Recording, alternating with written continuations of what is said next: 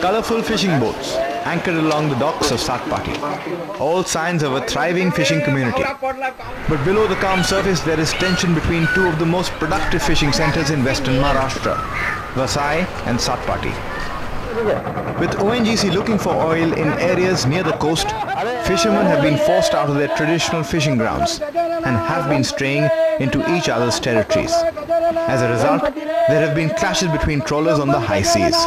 So much so that in these parts, it's often referred to as war.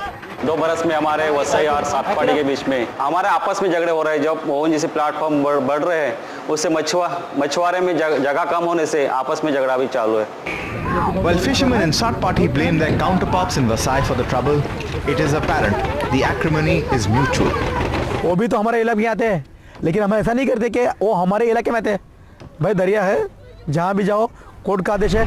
But this violent rivalry had been anticipated as far back as 1996, as these documents with CNN-IBN's Special Investigation Team reveal that a review committee of the deep-sea fishing policy had asked the centre to clearly demarcate boundaries for fishing to prevent conflicts between fishermen. 10 years on, with no action from the Department of Fisheries and the Ministry of Agriculture, the situation on the high seas has got extremely dangerous, and as fishermen themselves say, could be misused by anti-national elements. आपस में झगड़ा हो रहा है, तो बाहर का जो बोट वाला है, ऐसा तो आ सकता है इंडियन फ्लैग लगा के, क्योंकि इतना सिक्योरिटी अपने यहाँ नहीं है कि कोस्ट गार्ड आके उसे इतना एरिया कवर कर, कि हम जब फिशिंग के लिए जाते हैं तो कभी कोस्ट गार्ड तो महीने भर हमें दिखा नहीं देता है।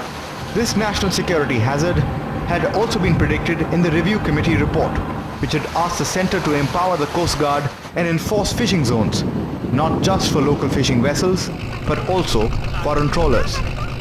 To do such a task, the Coast Guard says they will need much greater force and a larger fleet to keep Indian waters safe.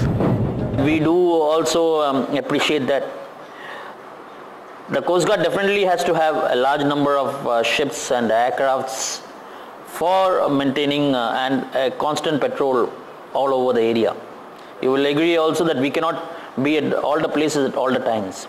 While the Department of Fisheries takes its time implementing crucial decisions, communities along these watery frontiers of India continue to fight, and this coastal region remains porous and vulnerable to intruders. In Vasai with VK Sashi Kumar, Ruksh Chatterjee.